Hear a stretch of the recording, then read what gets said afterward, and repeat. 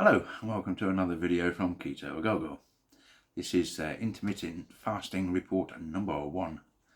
I was wondering in last week's video or after last week's video, if maybe I'd overreached in my plan to fast for 3 days straight, and whether I'd been a bit of a big mouth, and who would have thought that? Because up until recently my idea of fasting was to go 3 hours without any food, not 3 days. So this week I thought I would try it out to see how it felt. Stick around and I'll spill the beans.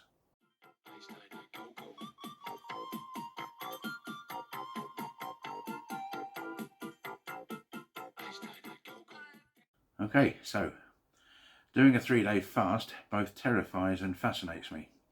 I've been brought up, as you probably have too, to think that 3 square meals a day was the norm, plus snacks and treats, of course. And to go without any food for 3 days must be the preserve of quacks and kooks and people that drink their own wee. You know the sort. But then the penny dropped. We are all just cavemen.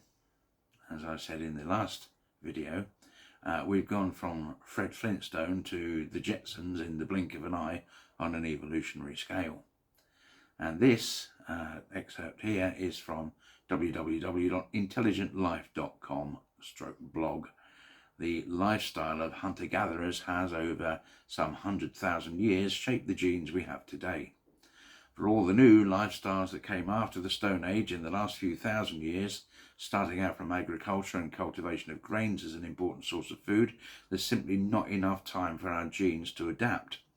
In addition, in essence, we still carry the same gene pool our ancestors had some 10,000 years ago. While we still carry more or less the same genes as our paleo ancestors, we've dramatically changed our environment and the way we live, especially in the last few hundred years, and quite dramatically in the last 50. Our ancestors didn't have a fridge and food at their fingertips. It was natural for them to have cycles of feast and famine, and going without food for a few days was not uncommon at times. There were also seasonal changes, with ample food in late summer and autumn and less to eat in winter. In contrast to these natural cycles, we've mutated to a mostly sedentary society, spending long hours sitting in front of computers, smartphones, tablets and TV. We tend to eat and snack frequently. 50 years ago, the majority had 3 meals a day, without energy bars and other snacks in between. Constant eating is a big and long-term problem for our health. And did you know that at any given time the body tries to limit the amount of sugar that is circulating in our entire bloodstream to around 5 grams, or the equivalent of 1 teaspoon. Our higher blood sugar level is toxic over time, as any diabetic will tell you. With every bottle of pop or even fruit juice, organic or not, you will keep your pancreas pretty busy excreting all the insulin that is necessary to get the sugar out of the blood and into the cells. When we constantly stress our system with too much sugar, there's a high likelihood of developing an insulin resistance, leading first to pre-diabetes and eventually to full-blown type 2 diabetes. It's pretty logical and very convincing. So I had a go. So how did I do on my first fast? I managed 35 hours before, at 2 a.m. one morning, I succumbed and had 3 slices of toast with prawns in Mary Rose sauce. Probably not the first thing I would have chosen from a menu, but by that stage I would have taken a giant bite from a tramp's flip-flop. To be fair, it wasn't that bad. The fasting, I mean, not the flip-flop or the prawns on toast. According to my app, the following happened to me during my fast. Now, after my last meal, my blood sugar rose as that meal was broken down in my stomach. My pancreas sent out loads and loads of insulin to counter the amount of glucose being released into my bloodstream. As you know from my videos, insulin stores excess glucose in the liver, when that's full, in the muscles, followed by the fat cells, and then in the pancreas and other organs. Eventually, the organs have no space left to function, as they're being pressured from every angle by visceral fat. Following that blood sugar spike of the last meal I ate, immediately following the meal, blood sugar levels began to drop, although insulin is still being produced in large quantities right up until blood sugar drops to below an acceptable threshold. As a consequence, your blood sugar may drop too far, making you feel drowsy or sleepy, a feeling with which I'm sure you're familiar. Now, 4 hours in, and your body is still digesting the food from the meal and converting it into energy to power the muscles and organs and your brain. By the 9th hour, glucagon is being produced. Now, glucagon is like a big truck, which is used to move stored glycogen to wherever it's needed from its stores in the liver and elsewhere. There should be no more blood sugar spikes by now, because glucagon prevents blood sugar from falling too far by searching out stored energy in the form of glycogen. And this is the very, very beginning of a fat burning phase. Now, far too many people in our country nowadays never get to this stage, because for many of us to go without eating for any long period of time has become unnatural, when in reality nothing could be further from the truth. For most of us, anything over 4 hours sends our alarm bells ringing, unless we're sleeping, of course. And even then, for most people, breakfast involves a huge sugar spike of some form, thereby stopping fat burning in its tracks and indeed reversing the good work that was being done. So, now it's 10 hours since we last ate, and a mild spike of growth hormone happens. Human growth hormone, or HGH, is used by the body to maintain, build and repair healthy tissue in the brain and other organs. HGH can help to speed up healing after an injury. It can repair broken tissue after strenuous exercise. It helps to boost muscle, boost your metabolism and burn fat. HGH is also said to benefit the quality and appearance of the skin. 12 hours now since we ate, and the body has now exhausted glycogen reserves and is in the process of switching from burning sugar to burning fat. Because insulin levels are low, the triglycerides held within the fat cells can be broken down into 3 individual glucose strands. That's why they're called triglycerides. And they will then fit through the gateway in the fat cell and can be used for energy requirements. Now, at this stage, exercise will help greatly in burning fat. 14 hours into a fast, and HGH spikes by 50%.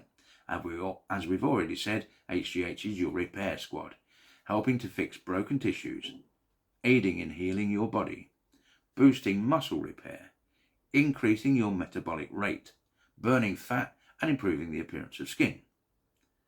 Now, after 16 hours of fasting, our body moves, finally, into ketosis.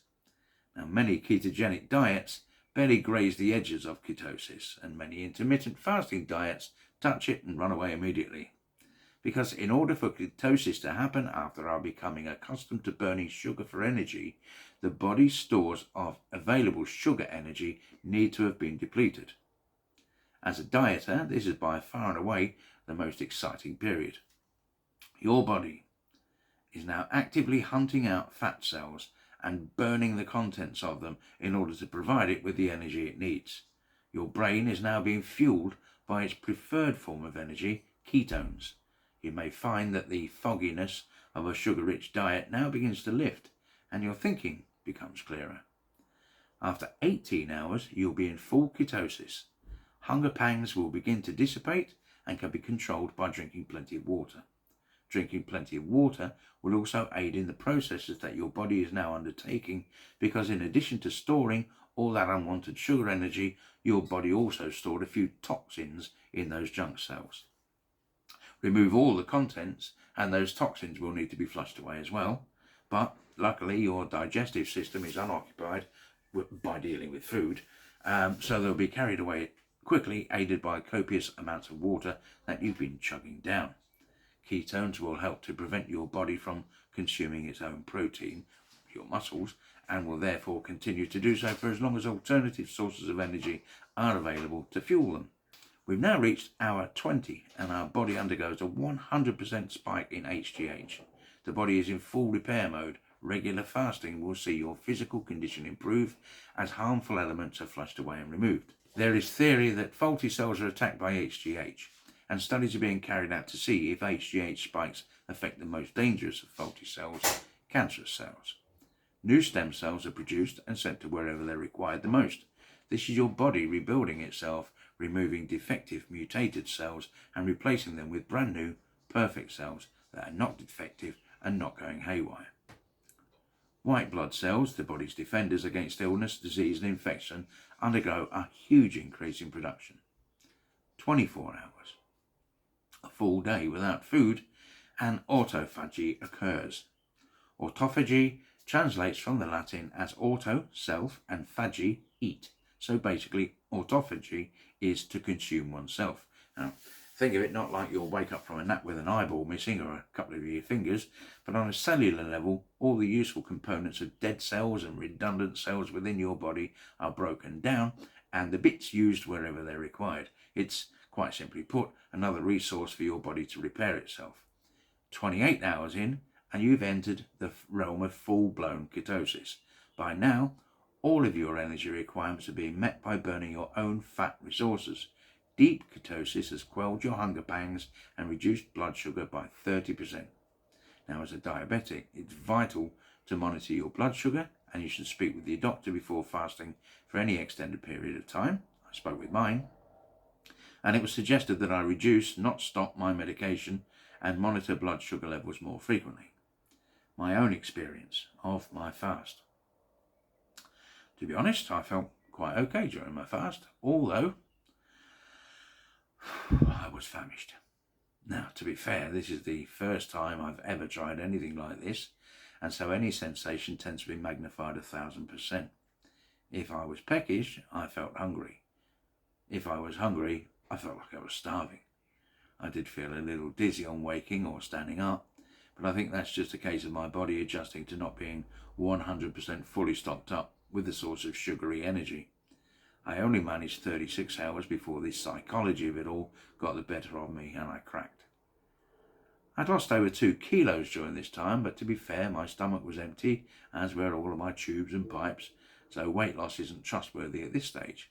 If I'd continued for the full 72 hours, my body would have been forced to feed on its fat reserves for perhaps 40 hours. A quick calculation suggests that we burn approximately 100 calories per hour on average doing nothing. So 40 hours will be 4,000 calories minimum, which is a little over a pound of weight loss, which doesn't sound that exciting. Except that it was a pound of pure fat gone. Now, I suspect that the actual weight loss would be considerably more than that, just that amount of fat consumed by my body. Now that I've run my experimental phase, I'm going to do the full Monty and fast for the full 72 hours. Now, tricks of the trade as such, I find that it's vital that I keep myself busy when I'm going without any food. I'm used to lying on my settee, mentally going through the cupboards and the fridge, deciding what I want to eat. I'm a taxi driver, so if I'm driving in my car, I'm not on the settee, I'm away from the kitchen, I'm away from the fridge. Of course, the streets are full of takeaways and opportunities for a little bit of grazing, but as long as I'm busy and I have a flask of coffee, I can resist. When I put fuel in, I go in to pay with only my diesel card in my hand. No cash, no debit card. And sleep. Sleep is vital for your body to repair itself, to lose weight, and to keep hunger pangs at bay. During your sleeping hours, leptin, the hormone that tells your brain that you don't want any cake, increases. Also, ghrelin, the hormone that tells your brain that a small slice won't hurt, is reduced. When you're awake, ghrelin production ramps up, and the longer that you're awake, the greater its production rises, which may explain why we get cravings and spend so many hours at night nibbling and grazing. In summary, so look, the prospect of going 72 hours without food terrified me, to be honest. I really didn't think I could go more than, say, 12 hours. But first time out, I managed 36 hours, and now I think about it, it was 2 a.m. when I cracked, and maybe if I'd gone to bed earlier, I might have had another burst of willpower. But now I'm not scared. I can see how this works. I can see how it benefits the body. I felt the first few benefits of it. My blood sugar went from the 8s and 9s and low 10s and teens down to 6s and 7s. I think I can beat diabetes with this. By reducing the amount of fat in my pancreas, and I wish we had a more efficient health service where I could go and get an MRI scan to establish my base level at the moment, and then again in a month or two after these fasts. But nonetheless, as far as I can work out, the pancreas is only used for fat storage after the liver is crammed, so hopefully it would be the first one to be emptied. Now this is vital if we're going to coax my pancreas into restoring its ability to produce viable insulin. And by fasting and keeping the alarm bells from being sounded, by keeping blood sugar levels manageable, there'll be no need for it to flood the system to counter the sugar spike. So, coming up in the next video, I will, as I've said, be going for the full Monty, a 72-hour fast with nothing but coffee, water and 0-calorie drinks. A lot of work and little exercise to increase the fat burn, and plenty of sleep.